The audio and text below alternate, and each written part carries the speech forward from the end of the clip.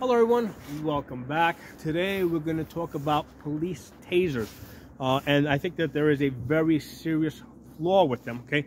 And the flaw is that they both look and feel like a real gun, okay?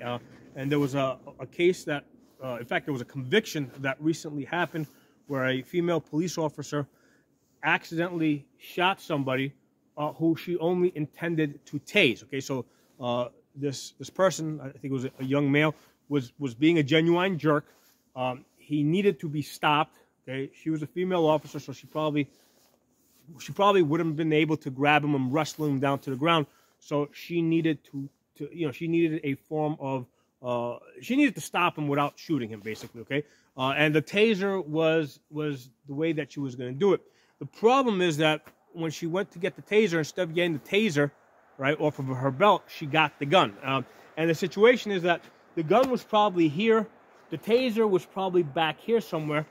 The problem is that they both look the same. The taser is going to have a grip that looks and feels like a gun, and when you hold it in your hand, it looks and feels like a gun. So I imagine that the way the police officer trains to use the taser is to deploy it without looking at it, right? The same way normally we train to use a gun, right? So I'm not looking at the gun.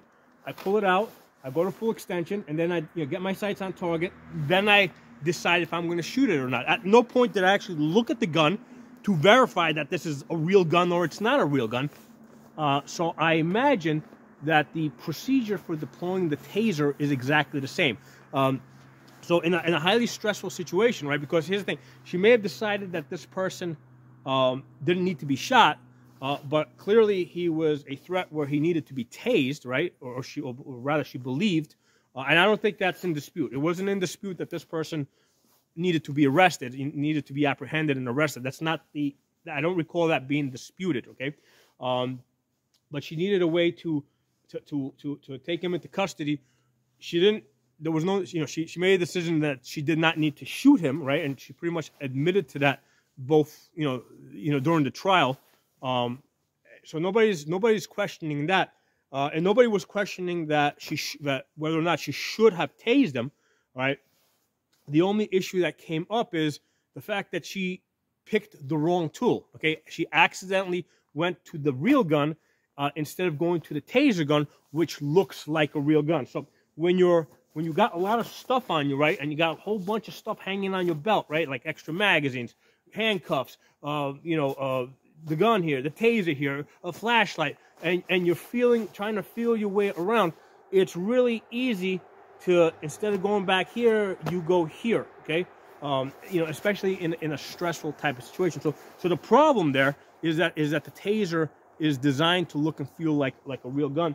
So my suggestion is that the taser should not look like this, because like this activated with your trigger finger.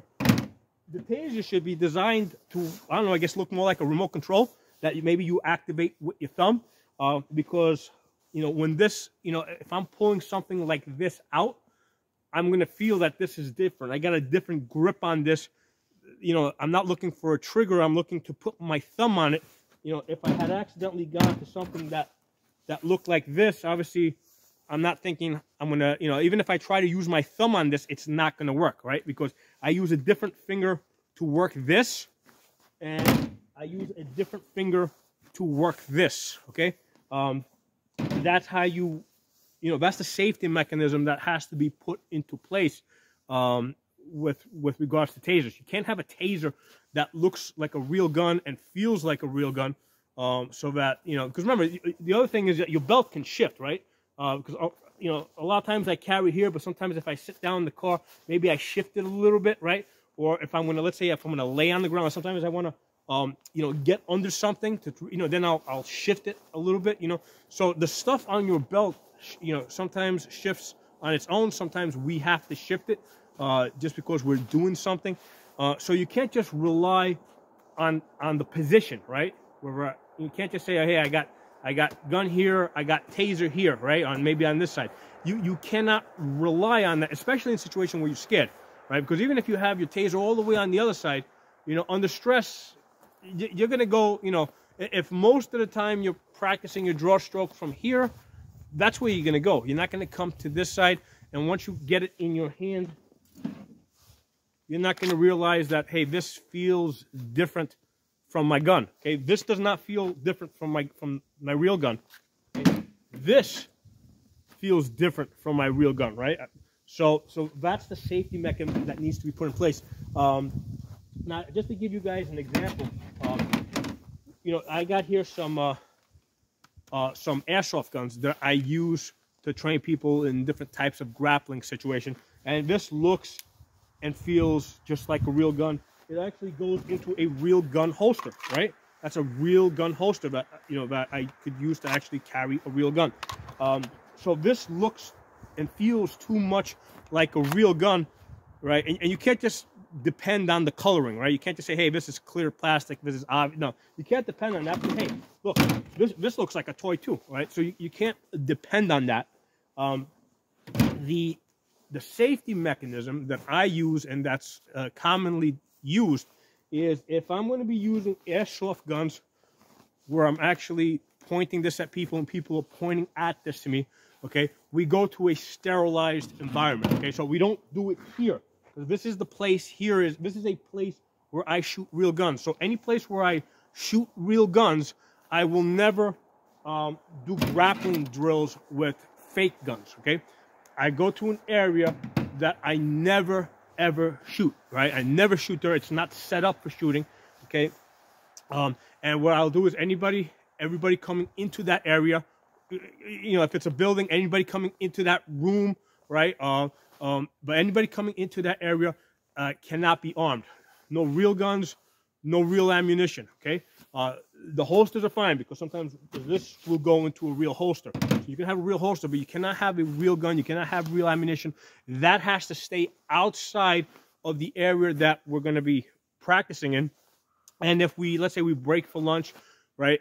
Basically, anytime somebody leaves the area, when they come back in, it has to be verified that they're not bringing a real gun or any real ammunition into that training area, okay? And the key thing to consider there is lunchtime, right? People leave, because what happens when people leave to go out to get lunch, they're gonna put their carry gun back on, right? And then so when they come back, I have to be sure that gun is not on them. And there was actually a case here in my state, not in my immediate area, but in this general part of the state.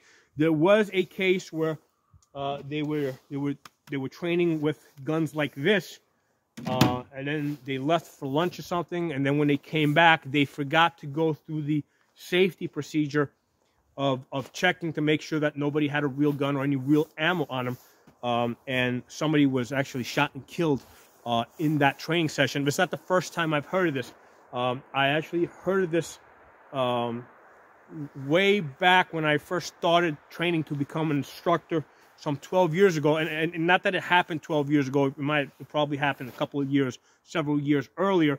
But I was, basically I was given the example, to be aware of. I was saying, hey, this happened so-and-so.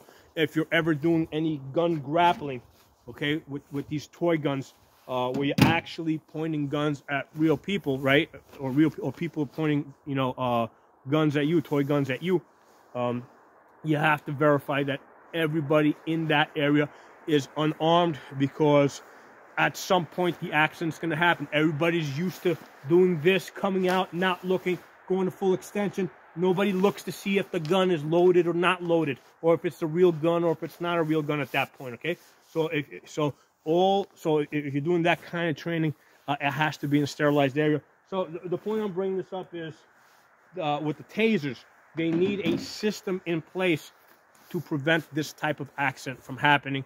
I can't even blame the cop because she was under stress. I mean, she did get a conviction. I didn't hear of what the sentence is going to be. I'm gonna guess that they're going to give her a very light sentence, and I'm also going to guess that she's going to probably only serve about half of it. And I'm not those of you following my channel, I'm not a police apologist. I do believe that, first of all, my general, I find it despicable that police are allowed to lie to people You know, they're just allowed to lie to people. I mean, they'll say that's during the course of an investigation, but hey, they could just show up to you and say, hey, listen, we have 10 witnesses say they just saw you commit a murder, and you're sitting there, you know, trying to, you know, figure out what's going on. Okay, so they're allowed to lie to you. Also, I've always understood 100% that it's not, you know, if they ever try to ban guns or confiscate guns, it's not the politicians that are going to come to actually take our guns. It's going to be they're going to send the police to take the guns. Okay, so whether those police agree with it or not agree with it, they're going to say that they're just doing their jobs. Okay, you know, which is what I guess the British were saying when they were marching the Concord, you know, to take possession of the arms there, right? Those British soldiers were just there doing their job, you know, trying to take possession of the guns at Concord. Okay, so that's what they're going to say as well. There's very few police that are actually going to stand up for individual rights when it puts them at risk. Okay, most of them, even if they disagree, are not going to say anything. Okay, first of all, most of them are going to say that they disagree with it, but they're going to say they're just doing their job. Okay, a small number of them are going to be like, you know what, I don't agree with this. I'm going to call in sick or something. So they'll maybe try and not do the thing, you know, not try to take the guns or whatever, but they're not going to actively try and stop it from happening, right? Because in their minds, they're thinking about their pensions. They're thinking, hey, I got to retire in a couple of years. Do I really want to, you know, put my pension at risk, or do I want to end up in jail myself? Most police are not going to do that. So I'm putting that out there. I am not a police apologist, okay? I mean, I do respect the ones that do, in fact, there is a small, tiny minority, you know, that say that they would defend the Bill of Rights, that they would stand up and protect the First Amendment, protect the Second Amendment, protect the entire Bill of Rights. There's a small number of them that say they would go the distance, but the vast majority of them are not. So I'm not a police apologist, but in this specific case, I can't say it was this woman's fault. I have to say that it was a training problem. Okay, this was a training problem. It was set up in such a way that she, when she was feeling over here, she couldn't tell the difference between the fake gun and the real gun because they feel exactly the same. Okay, so that's a system problem. They need to correct that, and the solution is make the taser look like something else that you operate with your thumb. You know, a different finger, so that you don't mix the two up. So, hope you guys enjoyed this video. If you're not a member of the channel, subscribe. Hit the bell button so you get notifications. I'll talk to you soon.